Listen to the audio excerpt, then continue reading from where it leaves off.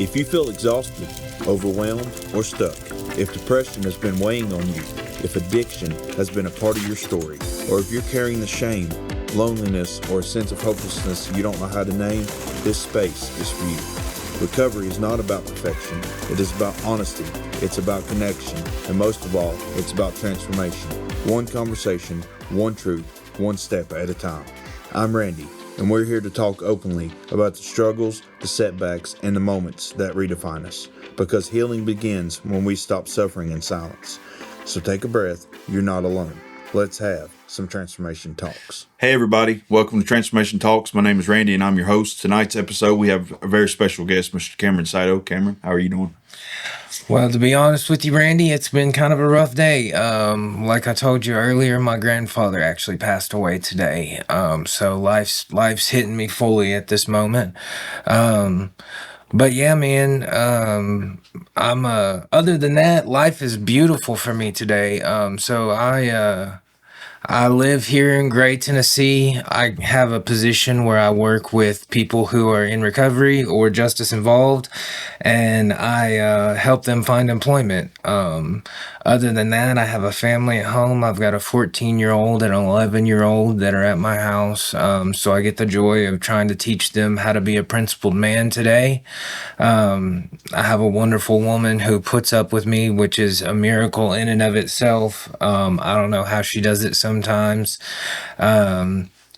On top of working with people in recovery for my job, I'm also on the board of directors for a local sober living organization. So I get to spend a lot of time with people in recovery from that aspect, helping them with peer services and really just anything that helps them step forward in their recovery and move in a better direction. Did you think that your life today would be anything? Could you have imagined your life being what it is today? Oh man, no, nothing where I am today is what I had planned. In fact, when I was growing up, I was known as the person who would never be in any kind of serious relationship, and that was said that I would never have children. And now I'm in a committed relationship with a woman we actually have 4 children, 18, 17, 14, and 11. But yeah, no, if I go back to my childhood, I never would have seen myself doing the things that I'm doing today. And even if I so when I was in rehab, they have you do goal sheets.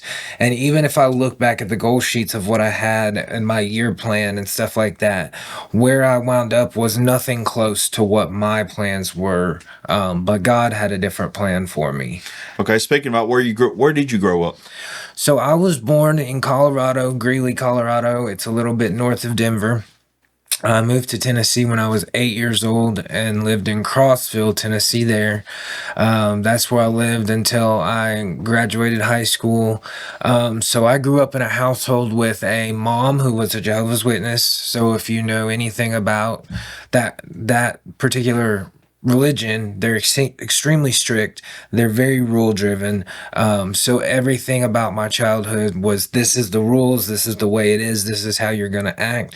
And then I grew up with a stepdad who was a Marine recon sniper. So from this same perspective, from that side of my childhood was extremely rule driven. Everything was, this is how you're going to do it, this is what you're going to do, and there's no ifs, ands, or buts about it. You don't question what you're being told to do. If you do question, there's going to be consequences. I was taught that as a male, I was not supposed to express any feelings, that was weakness, that it was basically, as the male, I was supposed to just show, anger was acceptable because that was a manly emotion. And so I was never really taught any kind of coping skills on how to deal with emotions. I was taught that I was just supposed to hide those emotions. So like I said, grew up in that. At 15 years old, as a Jehovah's Witness, I was what's called disfellowshipped, which is basically the entire organization shunned me. And that included my grandparents, my aunts and uncles, my cousins, everybody left me. And so that was my first experience with really feeling abandonment and lack of connection, because everything that I thought, the only people that I knew of as my family and my group, just left me completely. So I started experimenting a little bit with stuff like marijuana and alcohol around the age of 11 and 12 was when I started drinking. Started with marijuana around 15 or so. I graduated high school at 16, and then I started college at 17. I did my first year at Tennessee Tech University, and then I transferred to MTSU, Middle Tennessee State University, which is where my drug use really took off. So I told you that I had lost that connection as a child with the whole Jehovah's Witness thing. So I was still searching for that connection, and I didn't know at the time that I was searching for it, but I know today that that was what I was looking for, was connection in my life. And so at that time, the way that I found that was I joined a fraternity. Because they talked about this brotherhood, and so I thought that that's what I was entering into. But at the same time, what happens in college and what happens in fraternities? There's drug usage, experimentation, and so that's when I started experimenting with things like mushrooms, ecstasy, pain pills, stuff like that. I also started selling stuff because I didn't want to get a real job, but I had to pay my rent and stuff like that, so I started selling stuff. After my first year in college, my second year in college, I wound up getting arrested and getting some felony charges for possession of the drugs that I was selling. And I also got indicted for sales charges for those drugs that I was selling. And so when that happened, my fraternity immediately suspended me. So again, I'm put in a position where the family that I have, the organization that I'm supposed to be closest to, they're again abandoning me. So this is this constant in my life where I feel like nobody's ever there for me. I have no connection with anybody, and I don't know how to cope with it. And so that's why I kept turning to drug usage, because that was the only thing that I knew that would take me away from those feelings of abandonment and feeling so lonely and alone. And so I just continued with the drug usage. But for the longest time, I never thought it was an issue because I was still in college. I wound up finishing my degree. So I got my degree in psychology. But when I graduated, that's when the problems really started, because so everybody I know, when they graduated, they went on to live quote unquote normal lives. So they got good jobs and got good cars and met women and got married and had families and did all this stuff. Well, I went from at least having a few friends around me to having nobody in my life because college is over with and everybody else is living their own lives. My first job after I graduated college, because I had caught those felonies, had nothing to do with my degree. I started doing tree work, cutting trees, and that's where I was first introduced to heroin. Was with one of my coworkers. He introduced me to it, and then it was off to the races. I have finally found that thing that kept me from having to feel. It numbed me from all those feelings of loneliness. And so I was on probation for those felonies that I had caught while I was in school. And so what would happen is I would go for a little while and I would be all right. And then they would call me in for a drug test. I would fail a drug test and I would violate.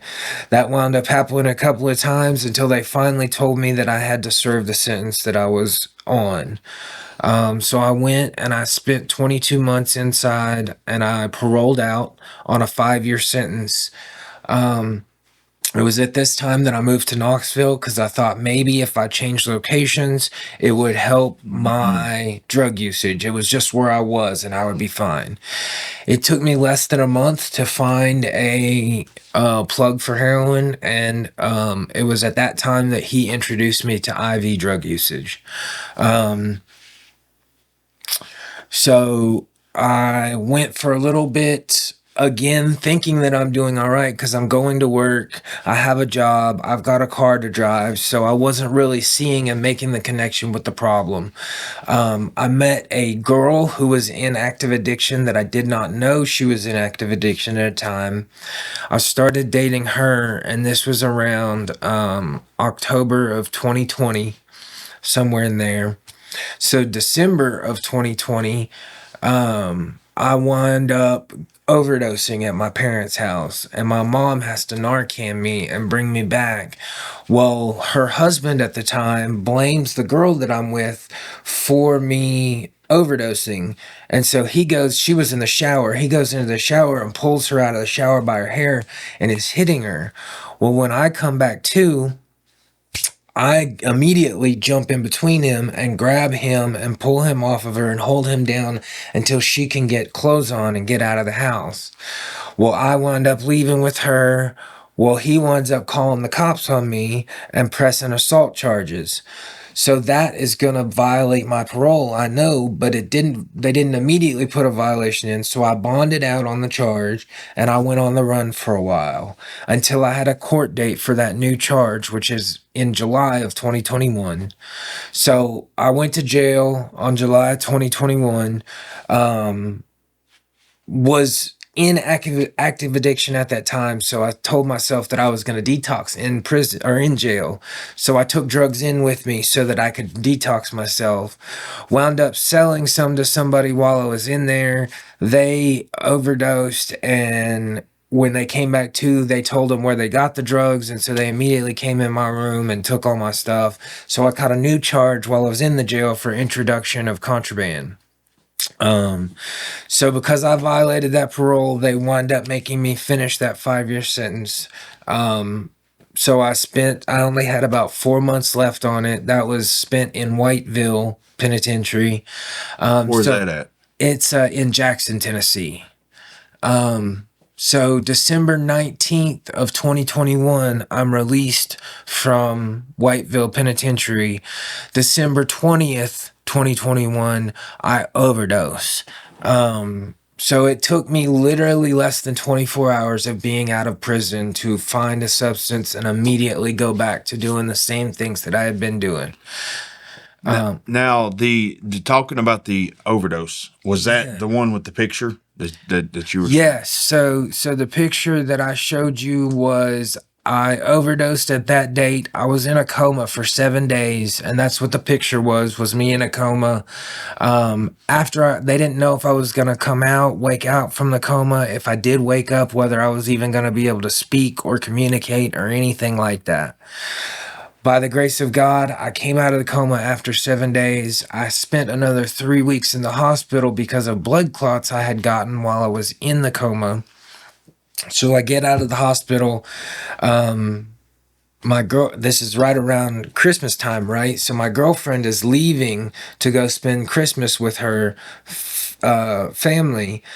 So I'm at the house on my own. Well, I wound up immediately I just got out of the hospital. The next day I overdosed again. And thankfully, by the grace of God, she had forgotten something on her way out and had come back to the house and found me overdosed, got me back to the hospital. And for whatever reason, it was at that point that,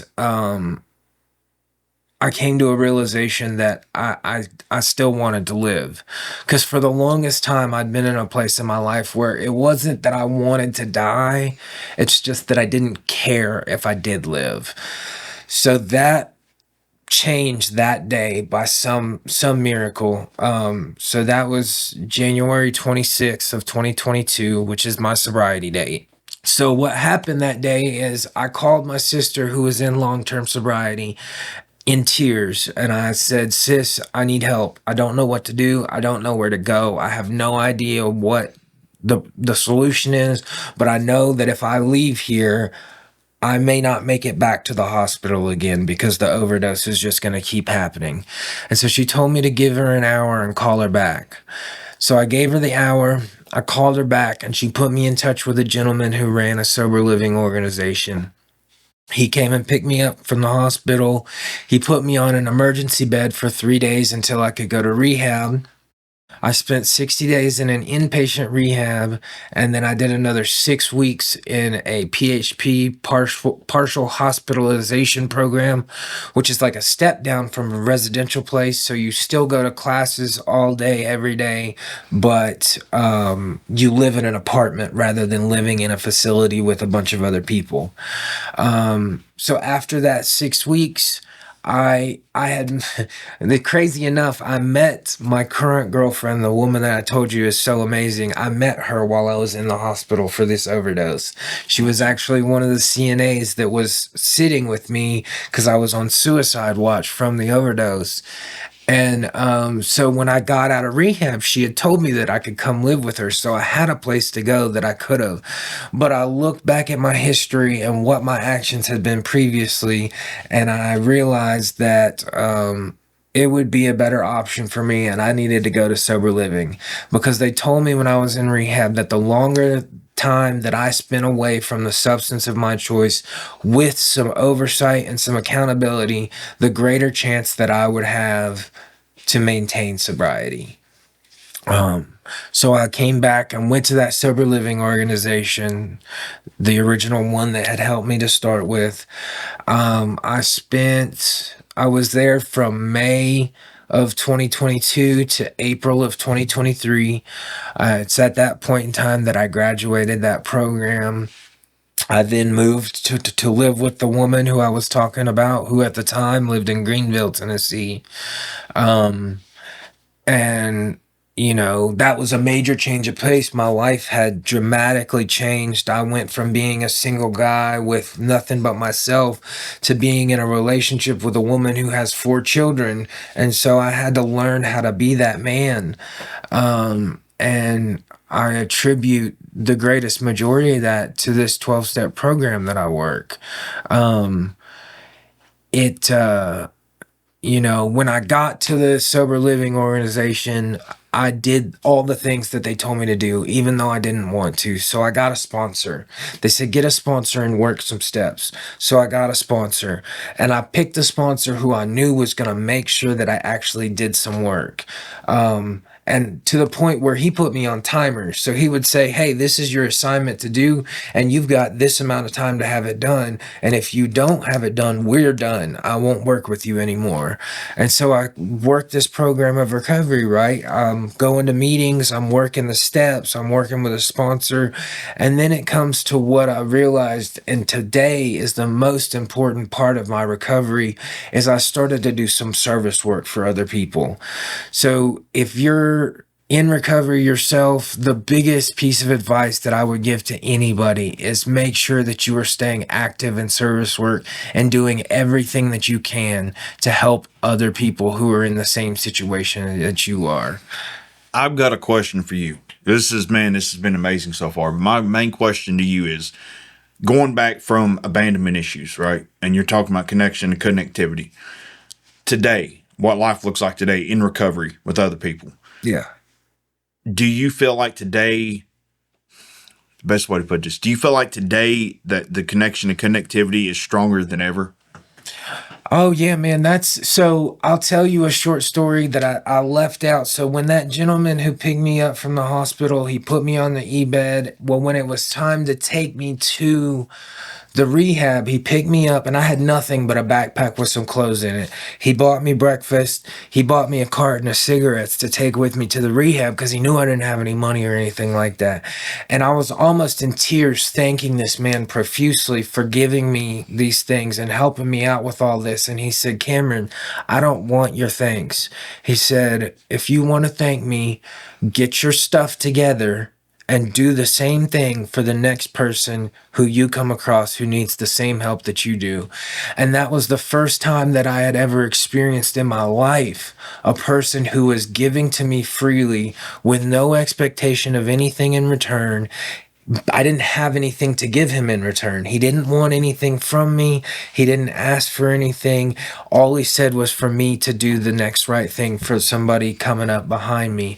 And so that's what I found in this fellowship is that connection. That's where the connection comes from, is it's a group of people who are willing to do anything in the world for the people around them, their fellow, people in recovery, but anybody, not just people in recovery, because that's what we're taught, is that we're supposed to be of service to everyone.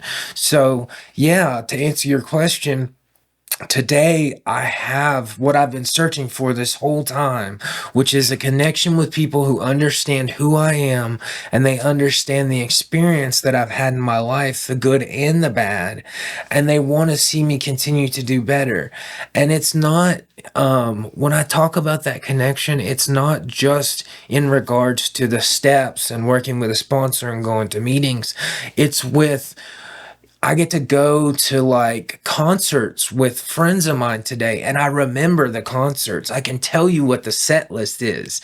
Back early, well, this month, October, well, I guess last month now, but in October, I got to go to a comedy show, and it was with two of my friends who are in recovery. We get to go do fun stuff like that, and I have people to do it with, and I have people who, like I said, I can call when I need assistance, and they don't expect anything in return. I've got a friend of mine, a couple weeks back, we had a situation where two of the kids had to be two different places at the same time, and one of us could not be there to transport them. I called up one of my people, one of my friends and good friends in recovery. Well, actually, one of my sponsees, and I said, "Hey, man, is there any way that you can help with the kid?" "Yeah, brother, I got you." He came, he got my son, he took him to football practice, and everything was taken care of. So yeah, that's the beautiful thing, is that connection. It applies to all aspects of life. I had a situation. So I just recently moved to Gray. I say recently, it was in May. And because of this connection that I have in the recovery system, so I'm not a carpenter. I know nothing about carpentry. I don't own tools to do carpentry work. I don't. So I wanted a TV hung in my new apartment. Well, guess what I did? I reached out to somebody in recovery who's a carpenter. And they said, "Yeah, bro, let me come over and help you get that taken care of." And so they brought their tools over there, man, and they helped me get my TV up. And some of these things may sound silly, but to me, it's the greatest thing in the world to have this connection with so many people who are willing to give freely of themselves and whatever their skills are. So these are like different healthy connections now. Yeah, absolutely. These are connections with people who, like I said, they know where I've been, they can relate to my past, but today we're walking the same path in a different direction towards a path of serenity and peace. So while we wrap this up, speaking on the thing of connections, connection, spirituality with your walk with God, how is that today? What does that look like for Cameron? So my relationship with my higher power changes daily. And I think that's a good thing. I think that it should constantly be evolving. And so when I first got into recovery, my relationship with God was not very well, because like I told you, I was raised as a Jehovah's Witness. And so because of all those negative traits that I had been taught in the past, I hated God. I never didn't believe there was a God. I just didn't think that he cared about me. I didn't think that he wanted anything good and to happen in my life. And today I get to see that it's not that God ever wanted anything bad for me. It's that I was making bad decisions. I'll share this experience with you, because we talk about in recovery, you'll hear people talk about spiritual experiences. And so this was the first time that I had a recognizable spiritual experience. So it was right around my 2-year sobriety mark. And I had been feeling down, like I wasn't doing enough. I felt like I wasn't being of enough service, or I wasn't going to enough meetings, or something was missing or whatever. And I couldn't figure out what it was. And I know today what it was is that I was trying to fix, manage, and control my life. And this is where the spiritual experience came in that changed my perspective on that day. So on my 2-year anniversary, I come in the house, my girlfriend's congratulating me, telling me how proud she is of me for 2 years of sobriety and all this stuff. Well, we've got the 10-year-old, at the time he was 10, he comes up to me and he gives me a big hug. And of course, he's never known Cameron and addiction. All he knows is who I am today, and he doesn't really understand addiction or sobriety or any of that stuff. So he says, Cameron, I don't know what we're congratulating you for, but I just want to thank you for being the dad that I've never had. And that was a gut punch from God to me, because it let me know that I may not be doing the things that I think that I should be doing on a daily basis, but God saw it a different way. And he had me doing the things that he thought was of value. And that was, in that moment, what was of value and what my place was and where my service was to be teaching these boys how to be upright men, how to walk principled. And so that was the greatest spiritual experience I've had. And that's where it comes from these days, is I have to be open-minded. I have to be willing to see these experiences because they come from the people around me. They come from friends and family and other people in recovery. And I see, stuff that I would call miracles happen. And I get to witness it when people get, because like I said, I'm on the board of directors for that sober living organization. And so for me, it's a spiritual experience when I get to see one of these guys get their driver's license back. Or my favorite thing is when I get to see a man who hasn't seen his kid in years, and they get to see their kids. My sponsee that I told you about, the one that came and got my kid, he went for, his son's 5 now, and he went for about a year and a half or so without having any real interaction with his kid. And when it had to be supervised and all that stuff. To today, he has complete custody, 100% custody of his child. And I get to witness those things today. I get to see these beautiful experiences happen in other people's lives.